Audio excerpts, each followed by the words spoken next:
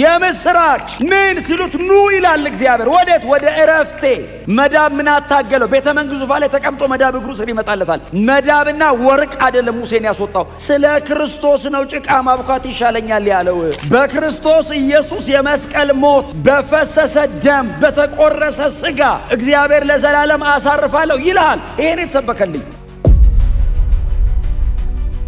እየዛሉ ይሄዱ ነበር የሚል ቃል አለ ሰው እየደከመው ሜዳ ያቆመ ጠብቀው ተስፋ ከሌለ እኮ ነው ምዝለው ውስጥ ተስፋ ካለው እኮ እግርን እኮ ታዘዋለ ይሉታል ታቃለ አሁን እየሰበከ ያለ ልባችን ይቃጠልብን ነበር ስብከት እኮ ሰው አይቀይርም ታቃለ ልብ እየተቃጠለ አቅጣጫ ቀይር ተስፋ አለ ተስፋው የተጠበቀ ነው ስለዚህ ጥላውን ሲጸልይ አይደለም ተስፋው የሚዘጋጀው ኦሬዲ የተዘጋጀና የተጠበቀ ነው አሁን እኛ ነው እየጠበቀን ያለው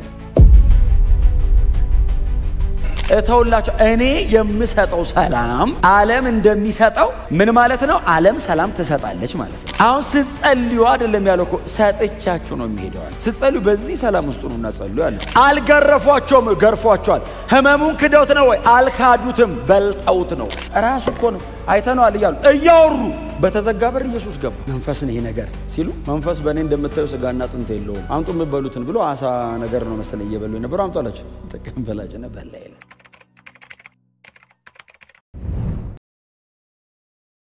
ዕብራውያን ምዕራፍ 4 ከቁጥር 1 እስከ 5 እንግዲህ ወደ እረፍቱ ለመግባት የተሰጠው ተስፋ አሁንም የተጠበቀ ስለሆነ ከናንተ ማንንም ለዚያ ሳይበቃ እንዳይቀር እንጠንቀቅ ለነዚያ እንደተሰበከ ለኛም ደግሞ የምስራቹ ቃል ተሰብኮልናልና ነገር ግን ሰሚዎቹ ቃሉን ከእምነት ጋር ስላላዋሃዱት አልጠቀማቸውም እኛ ያመንነው ግን ወደዚያ እረፍት እንገባለን እግዚአብሔርም ስለዚህ በቁጣዬ እንዲህ ብዬ ማልሁ ወደ ረፍቴ ከቶ አይገቡም ብሏል ይሁን እንጂ ዓለም ከተፈጠረ ጀምሮ የእርሱ ሥራ ተከናውኗል ስለ ሰባተኛውም ቀን በአንድ ስፍራ በሰባተኛው ቀን እግዚአብሔር ከሥራ ሁሉ አረፈ ብሏልና ቀደም ባለው ክፍል ደግሞ ወደ እረፍቴ ከቶ አይገቡም ይላል እና የተዘጋጀ እረፍት አለ በጣም በእውነት ለማረፍ የተዘጋጀን ሰዎች ነን አርፈናል ደሞ እናርፋለን እኔ አሁን ሸክሜን ኢየሱስ ወስዶልኛል በጌታ ከሆናችሁ አይቀር የረፍት ይወጣል በጣም ብዙ እረፍት በዚህ መንግስት ውስጥ አለ እውነተኛ እረፍት አይደል ሰላምን ከእግዚአብሔር ጋር ሰላም መሆንና የእግዚአብሔር ሰላም ሚለው peace with God እና peace of God የእግዚአብሔር ሰላም ስጦታ ነው ከእግዚአብሔር ጋር ሰላም መሆን ግን ግንኙነት ነው በስጦታው አርፈናል ቀጥሎ ደግሞ ግንኙነታችንን ጤናማ አድርገን ደግሞ እናርፋለን ኦሬዲ ጸድቀናል በቅድስና እንኖራለን ከፊታችን ደግሞ ክብር አለ መጽደቅና መክበር ቅጽበታዊ ነው ቅድስና ግን የላይፍ ታይም ፕሮሰስ ልክ ጌታን የተቀበልን ቀን ጸድቀናል ኢየሱስ የሚመጣ ቀን ደግሞ እንከብራለን በመካከል ያለው ዲስፔንሴሽን ዘመኑ ግን የሳንቲፊኬሽን ነው ኢትስ ኤ ፕሮሰስ በቅድስና ስንኖር ከእግዚአብሔር ጋር ሰላም እንሆናለን ያ ሲበጠበጥ ደግሞ ሰላማችን ይታወካል ስለዚህ እንሰቃያለን እናለቅሳለን ማረኝ እንላለን ግንኙነቱን ለማስተካከል እግዚአብሔር እድል ሰጥቶናል የክርስቶስ ደም አለ እንደ ከላይ ብቻ ሳይሆን ህሊናችንንም ከሞተ ሥራ ነፃ ያወጣውና እንደገና ደግሞ በሰላም እንቀጥላልና ጌታ ኢየሱስ ክርስቶስ በመድር ላይ 3 ዓመት ተኩል ሲያገለግል ሊሄድ ሲል ከተናገራቸው በጣም አስደናቂ ነገሮች መካከል አንደኛው የሰላም ስለ ሰላም የተናገረው ነው አይደል ሰላምን እሰጣቸዋለሁ ሲል አይ ቲንክ እነ ጴጥሮስ በደንብ አሜን ብለዋል በደንብ አሜን ሲሉ ቆይ ሰላሜን እተውላቸዋለሁ ሰላምን እሰጣቸዋለሁ ትልቅ ሰፊ ቃል ነው ሰላሜን ግን ብራንድ ኒው ነው የኔ ነው አለ ሰላሜን አለና እተዋለሁ አለ ምን ማለት ነው ይዟል ሄድ እኔ ሰማይ እምኖርበትን ሰላም እናንተ ቅፍርናውም ይሁዳ ገሊላ ምናምን ዙሩበት አለና ሰላሜን እተውላችሁ እኔ የምሰጠው ሰላም ዓለም እንደሚሰጠው ምን ማለት ነው ዓለም ሰላም ትሰጣለች ማለት ነው አይደል አሁን ዓለም ሰላም የላትም እንዳትሉ አሁን ትሰጣለች ግን ጊዜያዊ ነው ቀጥሎ ኮንዲሽናል እኔ የምሰጠው ሰላም አለ አንኮንዲሽናል ነው ምንም ውስጥ ግባ አይበጠበጥም አሁን ስትጸልዩ አይደለም ያለው እኮ ሰጥቻችሁ ነው የሚሄደው ስትጸልዩ በዚህ ሰላም ውስጥ ነው እናጸልዩ አለ የተቀበለውን ሰላም ኤክስፒሪየንስ ማድረግ አለ ተሰጥቶ ኢትስ ኦሬዲ ጊቭን ባይ ዘ ዌይ ትቼው ነው ኢየሱስ ሄደ ሲሄደው ትቶት ነው ሄደው ለዛ ነው እስር ቤት ገብተው ይደሰታሉ ቤተ መንግስት ቆመው ይደሰታሉ ነገስታት ፊት ይደሰታሉ ገዳዮቻቸው ፊት አይበጠበጡም እየዘመሩ ነው የሞቱት ክርስትና እኮ ይሄ ነው ከሆነ አዳራሽ ወጣችሁ እዚህ አዳራሽ መምጣት አይደለም ክርስትና ይሄንን ህይወት በክርስቶስ ኢየሱስ ተለማምዶ መኖር መቻል ነው ዓለምን ማሸነፍ እኮ ይሄ ነው ሰይጣንን ድል የምትነሱ ታዲያ በምንድነው ሊበጠብጥ ሲመጣ ደጅ ደጁን ነው አልገረፏቸውም ገርፏቸዋል ህመሙን ክደውት ነው ወይ? አልካዱትም፣ በልጠውት ነው። ስላልገረፏቸው አይደለም፣ እየገረፏቸው ደስ ይበላቸው አሉ። እኛ እኮ ይላችሁ ስኬት አቁተናል። እንኳን መከራ የሚያስደስት ነገር ሲመጣ እኮ ሰላማችንን ይበጠብጣል። እንኳን ጳውሎስ ከሰንሰለቴ በቀር እንደኔ ብትሆኑ ብሏል። በፍጹም ከመከራ በቀር በሰላም ነው። ግን አሁን ይሄንን ክርስቶስ ኢየሱስ ሊሰቀል እየሄደ አይበጠበጥም። ሊፈጽመው እየሄድኩ ነው። ሰላሙ አይታወክም። ኢየሱስ ይሄንን ሰላም ይሰጣቸዋል። ስለዚህ መሬት ላይ ስንኖር በጠላቶቻችን መካከል ነው የምንኖረው። እኛ ጠላታችን ዲያብሎስ ነው። ምክንያቱም ጠላት የተባለው እሱ ነው ዋናው። ከዛ ውጭ ደግሞ ክፉ ሰዎች አይጠፉ። ጠላት ቢራባ ብለው የሚለው ሰይጣንን አይደል ሰው።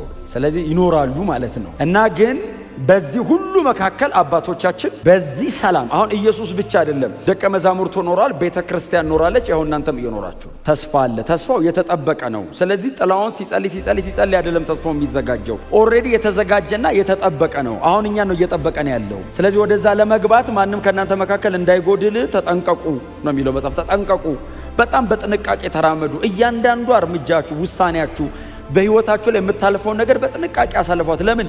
ለዛ ነው የተጠበቃችሁት። መንገድ ላይ በመታገኙት በተለያየ ነገር ህይወታችሁ ደክሞ እንዳትቀሩ። በጣም ሊያዝረካረከን የሚታገል ብዙ ነገር አለ። ብዙ አሳይመንት ሰጥቶን አንዱንም ሳንጨርሰው እንድንሞት ሊታገለን። እግዚአብሔር ግን በሰማይ የጠበቀልን ተስፋ አለ፣ ርስት አለ፣ እረፍት አለ። ሰማይ ለዛ ተጠብቆ ተቀምጧል። ታዲያ ተጠንቀቁ። ለምን? ማንም እንዳይቀር ካለ የመቅረት እድል ሊኖር ይችል ይሆናል። ማንም እንዳይቀር ነው የሚለው እና ምን እናርክ? በጥንቃቄ ኑሩ። ቁጥር 2 ምንድነው የሚለው? ለነዚያ እንደተሰበከ ለኛም ደግሞ የምስራቹ ቃል ተሰብኮልናልና። በጣም ነው የሚደንቀው የተጠቀመውን ቃል ሰውየው። የዚህ ደብዳቤ ጻፊ ማን እንደሆነ እንግዲህ እስካሁን ድረስ አልተነጋገርንም። ምን ይለናል?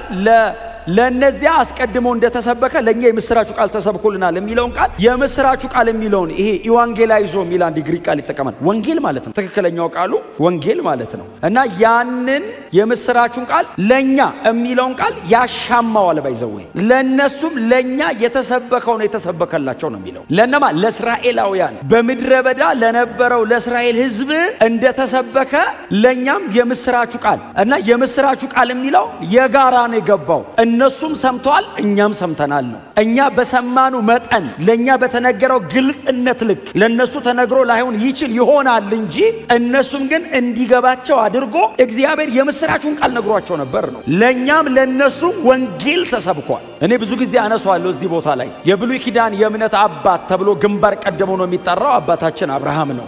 እንግዲህ እግዚአብሔር ራሱ መጠራት የጀመረው የአብርሃም ተብሎ ነው የጀመረው። አብርሃም አሁን ዘፍጥረት ላይ ሄዳችሁ ሙሴ የአብርሃምን ታሪክ ከዘፍጥረት ምዕራፍ 12 ጀምሮ ሲጽፈው አንድም ቦታ ላይ እግዚአብሔር ለአብርሃም እንዲህ ብሎ ሰበከ የሚል አልጻፈም ሙሴ። ጳውሎስ መጣና ገላትያ ምዕራፍ 3 ላይ እግዚአብሔር ለአብርሃም ወንጌል ሰበከው አለ። ምን አድርጎ?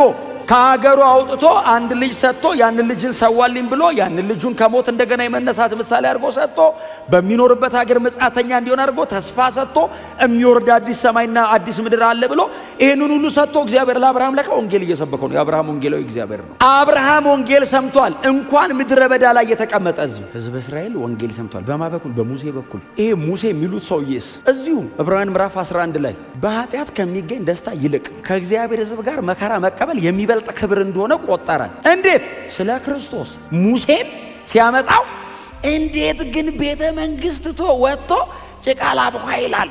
በምን ይሄድለታል ስትሉ ስለ ክርስቶስ የ40 ዓመቱን ምድረ በዳ ፕላን አርጎ አይደለም ሙሴ ፈርዖንን ቤተ መንግስት የናቀው። ከነዓን የሚባል መሬቱ ወርቅና መዳብ የሚያወጣ መሬት ለማግኘት አይደለም። ሙሴ ቆፍሮ ለምን ወርቅ ያወጣል? ፈርዖን ቤተ መንግስት ቁጭ ብሎ ወርቅ ያገኛል። መዳብ ምን አታገለው? ቤተ መንግስቱ ላይ ተቀምጦ መዳብ እግሩ ስር ይመጣለታል። መዳብና ወርቅ አይደለም ሙሴን ያስወጣው፣ ስለ ክርስቶስ ነው። ጭቃ ማብኳት ይሻለኛል ያለው ወንጌል ለሙሴ እግዚአብሔር ነግሮታል። በሙሴ በኩል ለሕዝበ እስራኤል እግዚአብሔር ወንጌል ሰብኳል። ሰምተናል። እስራኤልን እግዚአብሔር ኑ እረፉ የሚላቸው ከነዓን የሚባል አገር አይደለም፣ ወደኔ ረፍት ነው እያለ ያለው እግዚአብሔር። እስቲል ለእስራኤል እግዚአብሔር እየሰበከ ያለው ስለ ሰላማዊው ዘላለማዊው ተስፋ ነው። ለኔ የተሰበከው ወንጌል ለእስራኤል ተሰብኳል ይላል እዚህ ደብዳቤ ጻፍ። ክብር ለእግዚአብሔር ይሁን። ኢቫንጌላይዞ የምስራቹን ቃል ሰበካዋ ኢቫንጀላይዝ አርጓል ሙሴ ነው። ይሄው የዚህ ደብዳቤ እኔ አሁን ዕብራውያን ላይ ያለው ለዕብራውያን ታማኝ ሆኜ ነው የምናገረው። እዛ ዘውልቅ ምናምን እየሄድኩኝ አላወራ። ዕብራውያን ጋር ያለው አሁን የት ጋር ሰበካ? ይሄው ዕብራውያን ላይ ነው። ሙሴ የት ጋር ነው ወንጌል የሰበከው? ዕብራውያን ላይ። እዛ ዲትሮኖሚ ምናምን እዛ ዘዳግ ምናምን ውስጥ ለካ እሱ ለካ ወንጌል ስብከት ነው። ለካ ሙሴ ፕሪች እያደረገ ነው። እንደተሰበከው ደግሞ የተሰበከው ምንድነው? የምስራች። ለእስራኤል የተሰበከው ምንድነው? የምስራች። የምስራች አላቸው ግብጽ ቁጭ ብለው። ምንድነው ሲሉት እግዚአብሔር ወደ ዕረፍቴ ኑ ግቡ ይላል። ይሄ ነው ለኔም የተሰበከልኝ። በክርስቶስ ኢየሱስ የመስቀል ሞት፣ በፈሰሰ ደም፣ በተቆረሰ ስጋ እግዚአብሔር ለዘላለም አሳርፋለሁ ይላል። ይሄ ነው የተሰበከልኝ። እስራኤልንም እግዚአብሔር የሰበካት እሱ ነው። የምስራች ጉድ ኒውስ ነው። ምን ሲሉት ኑ ይላል እግዚአብሔር። ወዴት? ወደ ዕረፍቴ። ከዛ ቀጣለ ቁጥር 2 ነገር ግን አፍራሽ ናት፣ ተሰብኮላቸዋል ይላል። ዋው ይላሉ ዕብራውያን። የምስራቹ ነው የተሰበከው። የክርስቶስ ሞትና ትንሣኤ ነው የምስራች። ስለ ሰው ልጆች ኃጢአት የሚሞት መጣ እኮ ነው የምስራች። እግዚአብሔር ይሄንኑ ሰብኳል ነው ብሎ ይኪዳል። አንድ ቃል አለ ሉቃስ ወንጌል ምዕራፍ 24 እነዚያ የኤማሁስ መንገደኞች ትዝ ይላችኋል። መንገዱን ሲሄዱ እየዛሉ ይሄዱ ነበር የሚል ቃል አለ። ሰው እየደከመው መሄድ አያቆምም። እየዛሉ ጠጋ ብሏቸው እንደዚህ ያለ እንዲህ እየዛላችሁ መሽቷል እኮ አንተ መሽቶ ሰው ይዛል በምን ታውቃለህ? ኢየሱስ ካልሆነ እኮ አያውቅም። ኢየሱስ እንዲህ ሲያዩ ውስጥንም ውጭንም ነው የሚያየው። እና ውስጣቸው ዝሏል ታውቃለህ። ጠብቀው ተስፋ ከሌለ እኮ ነው የምዝለው። ውስጥ ተስፋ ካለው እኮ እግርን እኮ ታዘዋለህ። እየዛላችሁ የት ነው የምትሄዱ? አንተ እዚህ ከተማ ለሆነው ነገር እንግዳ ነህ እንዲህ አሉት። ምን ተፈጠረ አላቸው። እንደ እስራኤልን ይቤዣል ብለን ተስፋ ያደረግነው የናዝሬቱ ኢየሱስ እሺ በቃልም በስራም ብርቱ ነበር አሉት። ያለውን በሙሉ አድርጓል ከዚህ በቀር አሉት። በሙሉ አንድ ነገር ካላው ያረጋታል። በቃልም በስራም የበረታ ነው። ይሄኛው ሲል በቃኛማ ነፃ ያወጣናል ብለን ነበር። በአይሁዳውያን አለቆች እጅ ተላልፎ ተሰጣ። እነሱ ሰቅለው ገደሉት አሉት። እናንተ እንግዳ ሰቅለው ገደሉት እንዳለ ኒውስ እሱ አይደል እንዴ? እንዳለ መከፍተው ቻናል ላይ እኮ እሱ ነው ያለው። አይሁድን ነፃ ያወጣል ያለው ተሰቀለ የሚል እኮ ነው ዜናው በሙሉ። ተስፋ አድርገኑ ነበር ባክ። ዛሬ ከሞተ 3 ቀኑ ነው አሉት። ሰው ጨርሶ አይሰማም እንጂ እኮ እሞታለሁ ብሎ በ3ኛው ቀን እነሳለሁ እኮ ብሏል። መነሻው ላይ ነው የተመለሱት። አንድ ቀን እንግዲህ ተስፋ እንዳደረግ ነው እያሉ ቆይቶ 3ኛ ቀን ላይ በቃ ሄዱ። ደግሞ እነሱንም የበተናቸው የእነ ማርያም ስብከት ነው። የማርያም ስብከት ነው ባይዘው እነ ቀሌዮጳን ባክ እንዲያረጉ ያረጋቸው። ማርያም ሮጣ መጣ ተገለጠልን በዛ መቃብሩ አካባቢ ስትል ለእናንተ ላንቺ ከተገለጠ ልክ አይደለም ብለው እና አንዳንድ ሴቶች እዛ መቃብሩ አካባቢ ሄደን የሆነ ራእይ ነገር አየን። ነጫጭ የለበሱ ሰዎች ኢየሱስ ተነስቷል አሉን ሲል አንዳንዱ መንፈሳዊ ያረገችው ማርያም በስብከቷ እንደዚህ ደግሞ ወደ ቤታቸው አይ ይሄ ነገር ተገለጠልኝ ነው የምትይው? በቃ እንዲህ ቀሌዮጳን ተነስ ብለው ወደ ሀገራቸው ሲሄዱ ለካ ተነስቶ እሱ ነው የሚያወራው። ስሙኝ ምን እንደሚታቃላችሁ ከሕግ ከነቢያትና ከመዝሙራት እየጠቀሰ ኢየሱስ ክርስቶስ ሊሞት እንደውም ሊሰቀል ሊሞትና ሊቀበር በ3ኛውም ቀን ሊነሳ እንደሚገባው ከመጽሐፍት እየጠቀሰ አስረዳ። ምን ማለት ነው? ብሉይ ኪዳን ላይ አለ ማለት ነው። ለእስራኤል የተሰበከ ወንጌል አለ። ከሱ እየጠቀሰ ኢየሱስ ይሰቀል ዘንድ ይገባዋል የሚል አወጣ። ኢየሱስ ራሱ እንግዲህ የመጽሐፉ ባለቤት እሱ ነው።